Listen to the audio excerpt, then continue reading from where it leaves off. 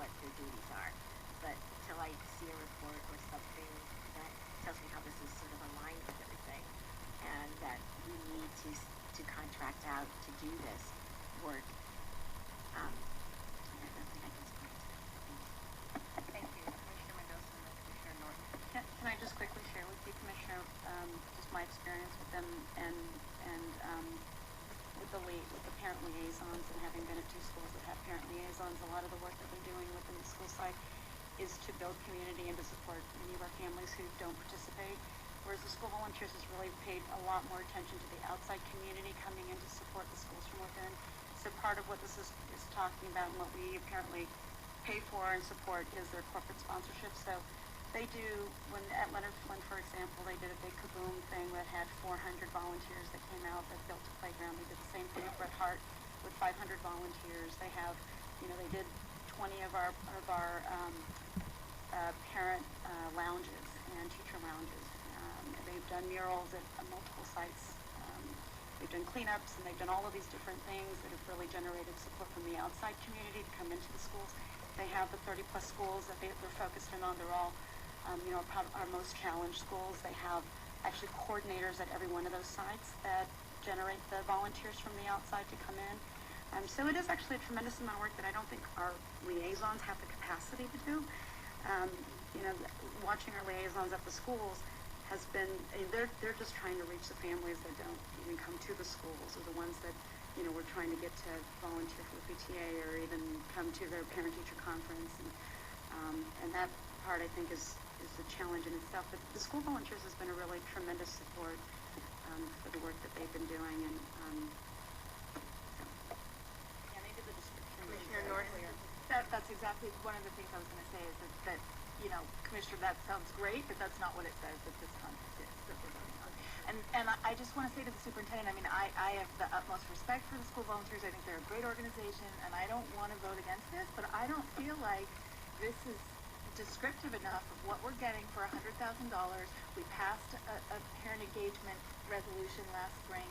We know APD has formed its kind of family engagement group. Their Office of Parent Relations, I know it has a different name, I always forget which ones, and I apologize. But, they have their work that they're doing, and I'm sure all of it fits together, but I feel like I would respectfully suggest that we table this for one meeting so that we can get a fuller understanding of what all of our efforts are in this area and where the resources are going, and to make sure that there's no duplication of that. Commissioner Wynn? I was going to say, I know when this started, and it was 2 or 3 budget crises ago, maybe a dozen years ago, when the school volunteers at that time were themselves going through a budget crisis, and asked us at that time to pay for a secretary in their office. It was $35,000. And it was supposed to be temporary at that time. And I would respectfully point out to you, Superintendent, or maybe the respect is due to the organizations, that I would bet there's not a single person in that room at that retreat who knows the history of this. And I do think there is a problem with them just saying, this is the $100,000 we get from the district every year, particularly because this is targeted instructional improvement money. And tomorrow night at the Budget Committee, Mr. Kelly and others, we're going to start to talk about examining every bit of categorical money that has flexibility, so that there wouldn't be any, this is the money they always give us, because that's not the way we can budget anymore. We can't do that. So when I looked at this, and I thought to myself, this is the money we always give them, and people there, and by the way, if they are reorganizing 2 organizations into one, why are we presuming that we would give, I want to say that the purpose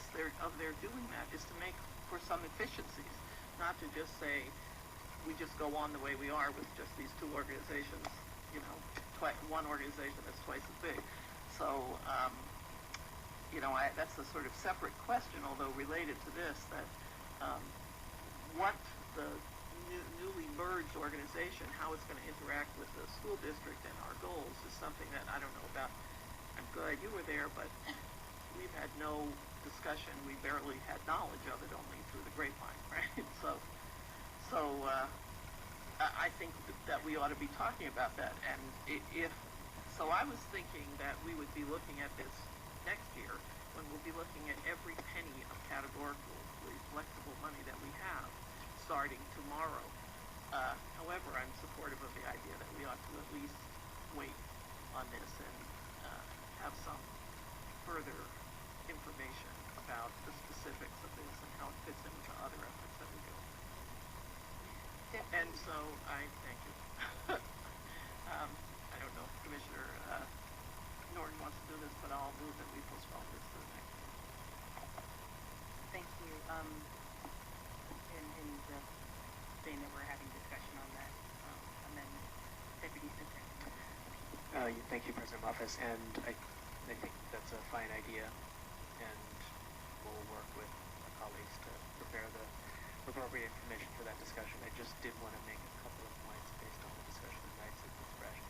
One is that I think Commissioner Mendoza was pointing this out a little bit, but just to add to comments that she made, in case it's not clear, I don't think that the predominant or the typical volunteer that SFUSD or now the Ed Fund recruits is necessarily a parent or associated with a child in the school district. They're a mix of one-time volunteer opportunities and recurring volunteer opportunities, but I think the typical volunteer is someone who is a community member or a tutor or something to that effect that often do develop an ongoing relationship with the school, but not in the capacity as a parent or a caregiver to a student.